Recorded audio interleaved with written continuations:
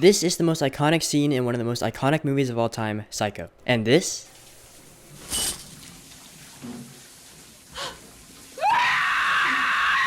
Well, this is one of the most bizarre remakes I've ever seen.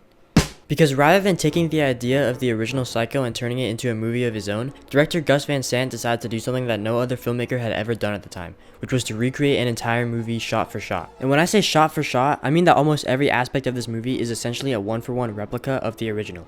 Same framing, same dialogue, and in quite a hurry, same score, and even the same Alfred Hitchcock cameo. But just in case you've never seen Psycho, let me give you some context. This is Marion Crane. And so is this. And her boyfriend is in a lot of debt. So she steals $40,000, $400,000 in the remake, from a customer at the real estate agency where she works at, and runs away to reunite with her boyfriend in California. But unfortunately, due to a thunderstorm, she heads to the Bates Motel to wait for the storm to pass. And well, even if you've never seen Psycho, you certainly know the rest. Now, why did Gus Van Sant, a director of many award-winning and critically acclaimed movies, and who normally has a pretty unique artistic style, decide to direct a movie that on the surface seems to be a completely soulless and unnecessary remake? Well, in the past, he's mainly given two reasons for making this movie. Number one, he wanted to create a colorized version of the original Psycho in order to make the movie more accessible for younger audiences who have never seen the original movie before. Never heard of it. Hitchcock, is that what you said?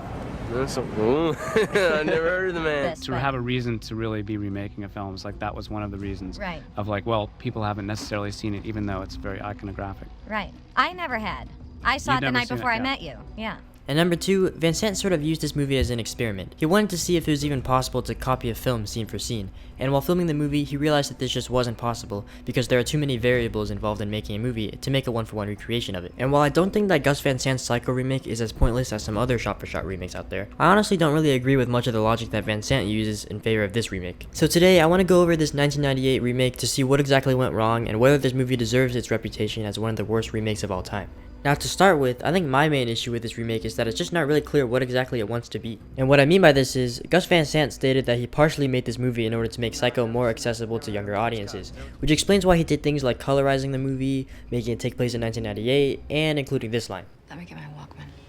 But what confuses me is, why go through the trouble of remaking the entirety of Psycho for a younger audience, and modernizing certain aspects of the movie, but then not modernizing some of the main aspects that date the original movie? Because while I do think that the original Psycho is a horror classic, there are definitely a few aspects that date the movie quite a bit. For example, watching the scene where the private investigator Arbogast gets killed would probably be terrifying in 1960, and I still think that the scene where the mother walks out of the room is one of the best jump scares ever. But nowadays, the shot of him falling down the stairs just looks kind of silly. And even though the shot looks pretty dated for 1998 standards, the remake makes no attempt to film this scene in a scarier way. Instead, Gus Van Sant wanted to make the scene even campier. he looks like he's floating. Yeah, well, that's the part I like about it. Oh, you like that? And I honestly kind of respect how campy they made it. But at the same time, imagine you had never seen the original movie and decided to watch this remake in theaters and you saw this.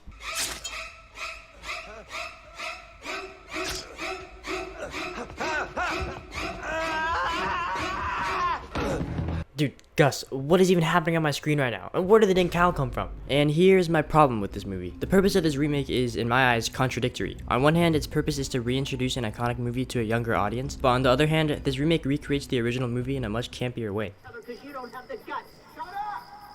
Shut up! Shut up!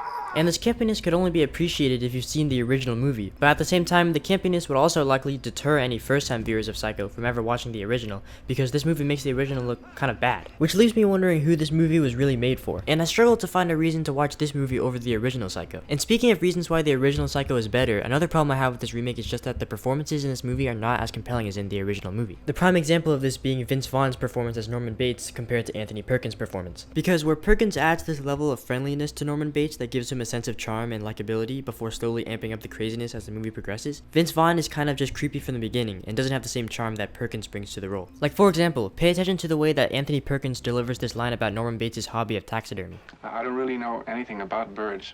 My hobby is stuffing things. You know, taxidermy. With this line delivery, Norman Bates just comes across as a normal guy who happens to have a somewhat weird hobby, that being taxidermy. And since this is before he eventually kills Marion Crane, at this point in the movie, Norman Bates doesn't really feel like a threat because of Perkins' ability to portray him with a sense of charm, which makes the eventual murder of Marion Crane feel even more shocking. Now, let's look at how Vince Vaughn delivers the exact same line. I don't really know anything about birds. My hobby is stuffing things. You know, taxidermy. Now in this clip, Vince Vaughn delivers these lines with way too much creepiness, and instead of Norman Bates talking about taxidermy as a way of just making conversation, Vince Vaughn makes it sound like he's going to stuff Marion Crane and turn her into taxidermy. And another thing, throughout the movie he keeps doing this weird laugh after saying a sentence. 12 cabins, 12 vacancies.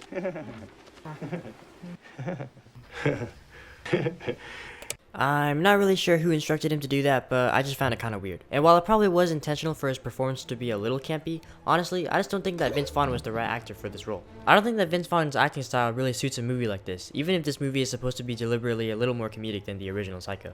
And in general, this Psycho remake is basically just the original Psycho, but with every aspect of it being slightly worse.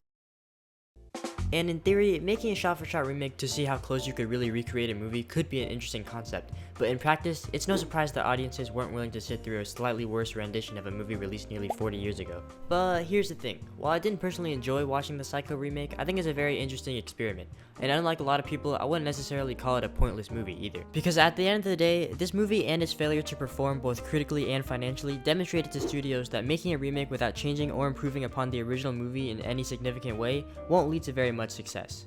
Or at least it meant that for a little while. So in a way, the pointlessness of doing this remake was sort of the point. Thanks for watching. Also, if you want, you can subscribe.